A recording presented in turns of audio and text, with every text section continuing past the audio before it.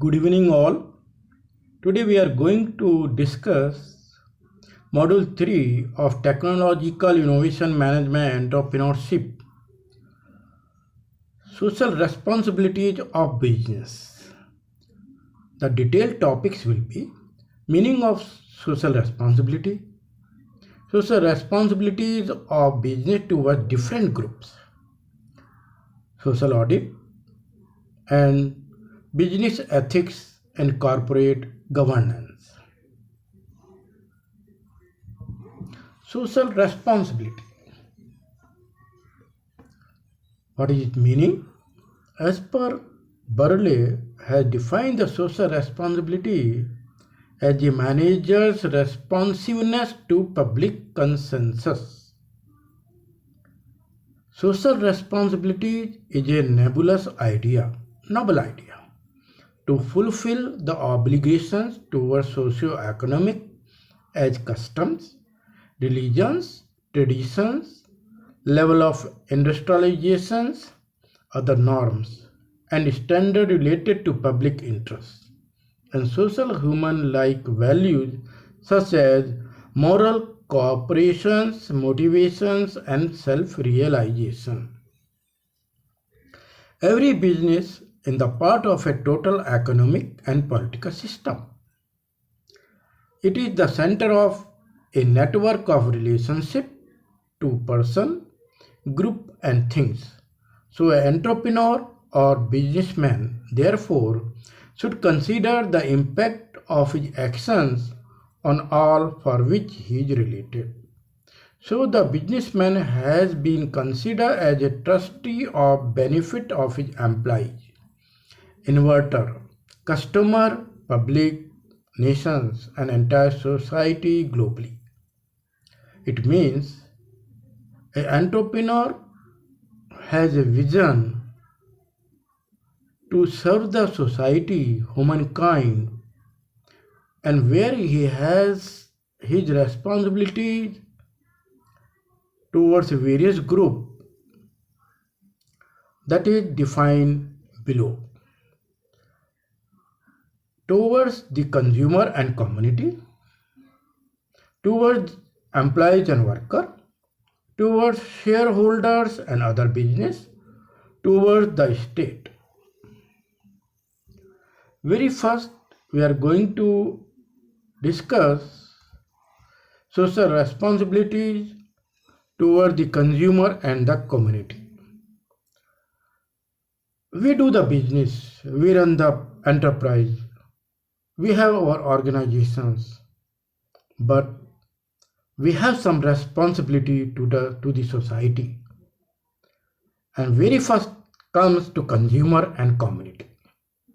Production should be cheap and better quality goods and services by developing new skills, innovations, and technique, by locating factories and market at proper places, and by rationalizing the use of capital and labor.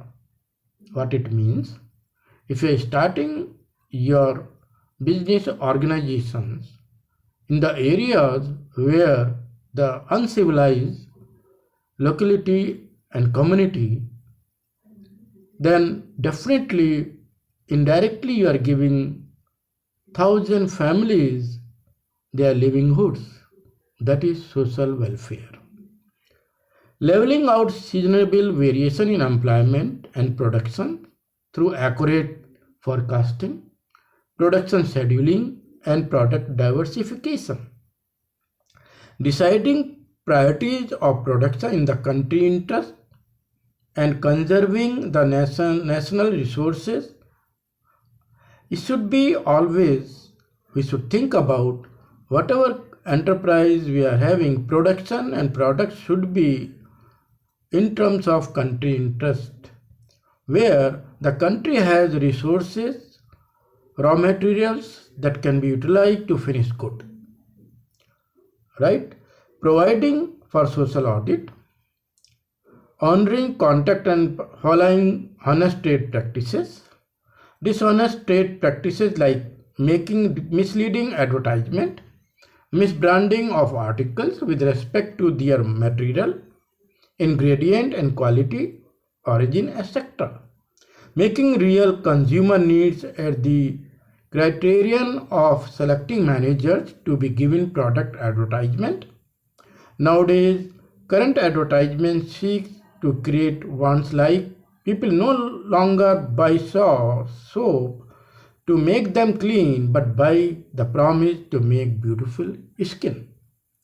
Toothpaste is brought not to the bacteria to kill the bacteria of the teeth but to create white teeth.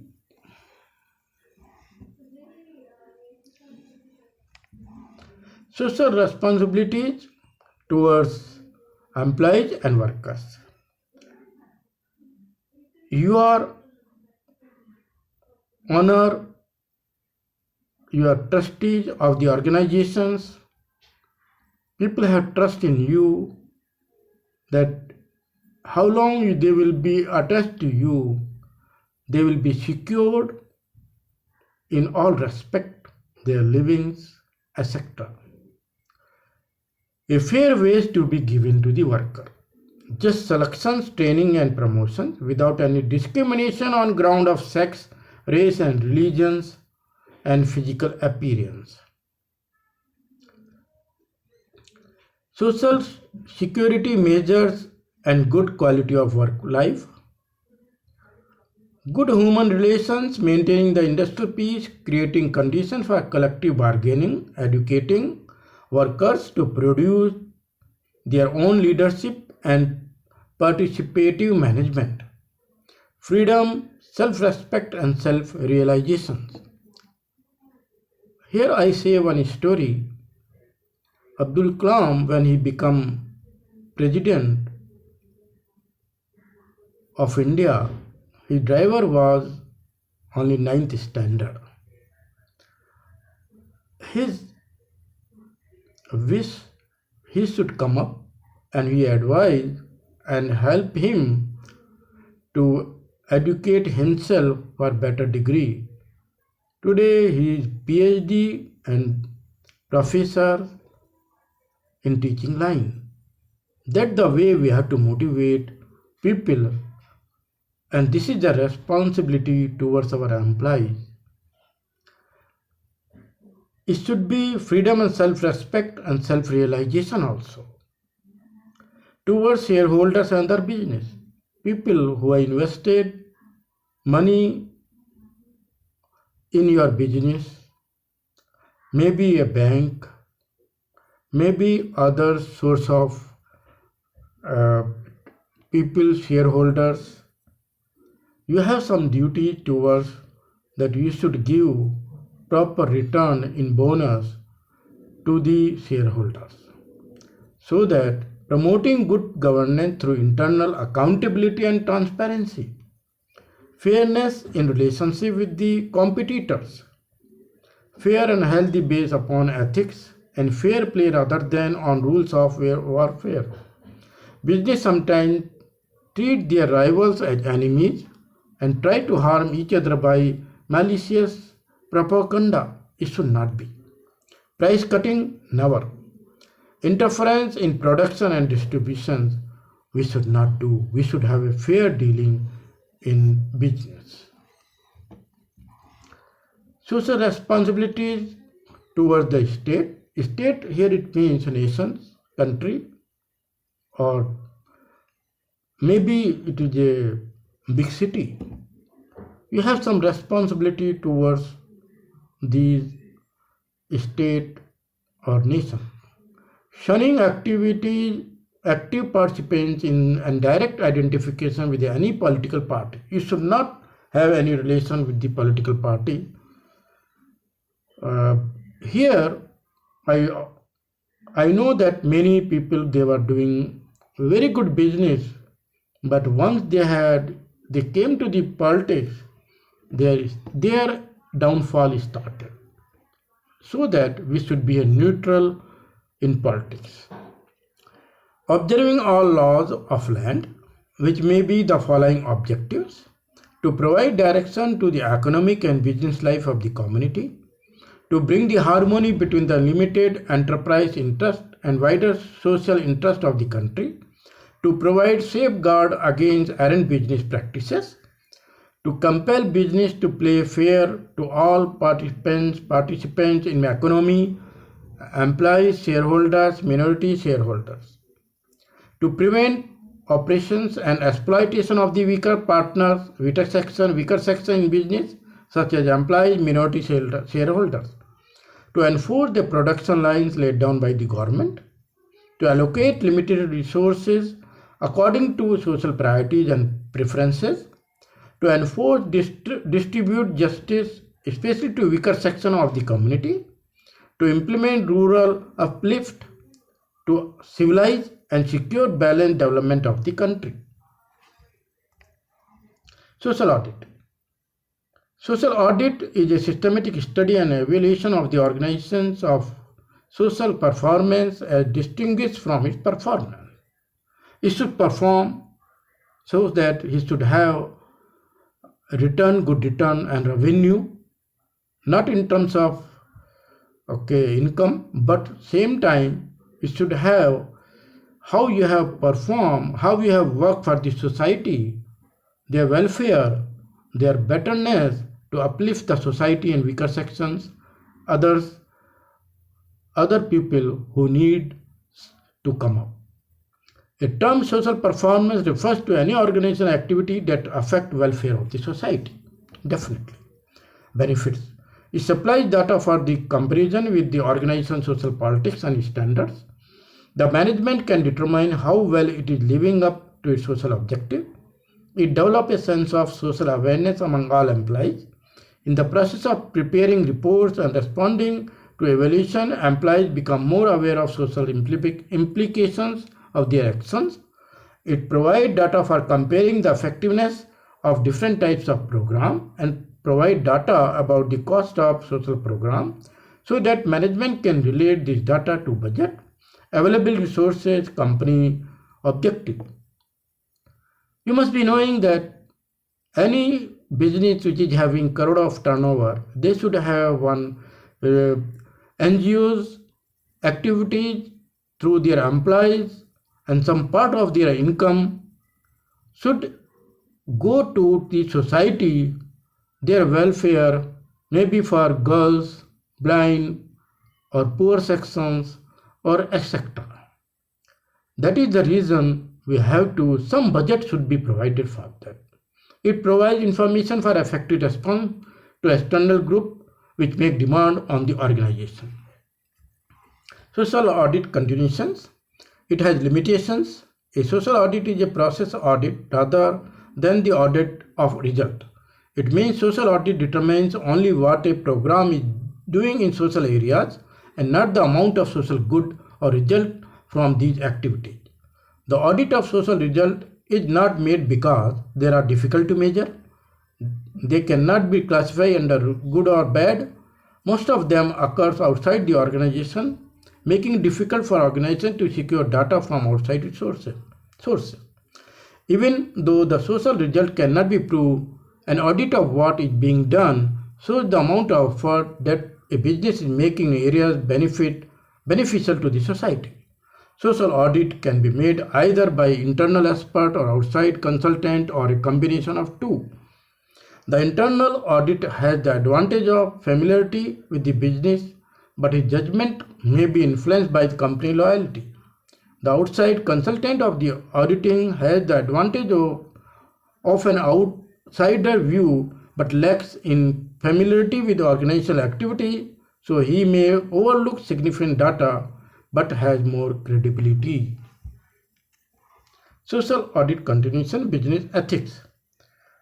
Like we know, a person should have personal ethics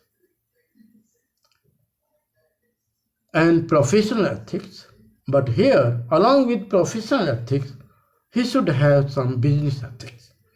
What these are? Business is the application of moral principle to business problem. However, sometimes manager action legally right but ethically wrong.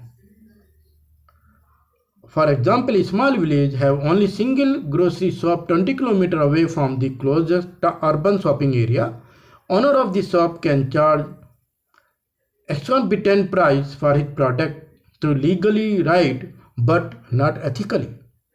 There are four important factors which affect his decision: government legislation, business code, pressure code. Pressure code is nothing but, for example, Indian carpet industry has been facing consumer boycott from the West and from US because Indian companies are employing child labor.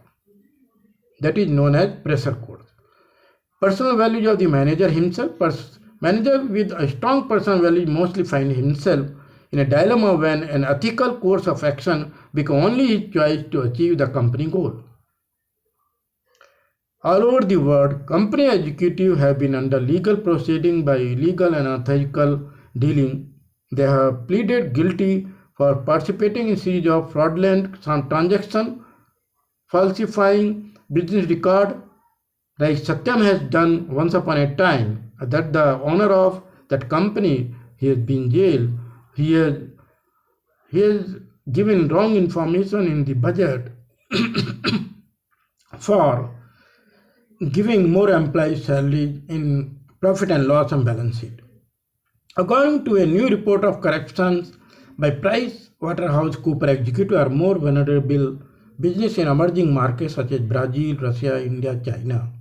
Other side, the motto of Infosys: under promise, over deliver. What you promise, once you recruit the people, the salary, but you are giving more.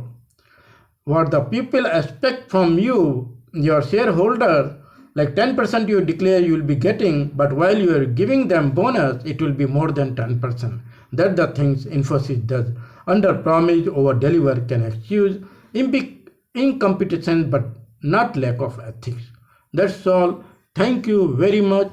We have to discuss little bit more for corporate governance. The term corporate governance is used to denote the extent for which companies run in an open and honest manner in the best interest of all stakeholders.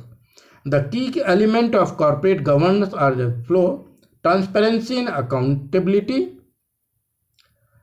These are, you can go down and see that the non-executive director, whose most important role is to bring the independent judgment to bear the issues of strategy, performance, resources, should be picked up through a formal selection of process on merit while they are recruiting the people. Company should have a remuneration committee consisting wholly and mainly non-executive director, which should recommend to the board executive director emolument. Even directors should draw as per the recommendation of the committee. Company should have audit committee consisting of 3 non-executive directors, maybe from inside or outside of the company, related to financial management. Audit partners should be rotated and there should be a fuller disclosure of non-audit work. Corporate governance benefit for good corporate governance. It creates overall market confidence and long-term trust in the company. It leads to an increase in company share prices. It ensures the integrity of company financial report. It maximizes corporate security by acting as a whistleblower. It limits the liability of top management by carefully articulating the decision-making process. It improves strategic thinking at the top of inducting independent directors who bring the wealth of experience and a host of new ideas. Thank you. Thank you very much. This is the end of this topic.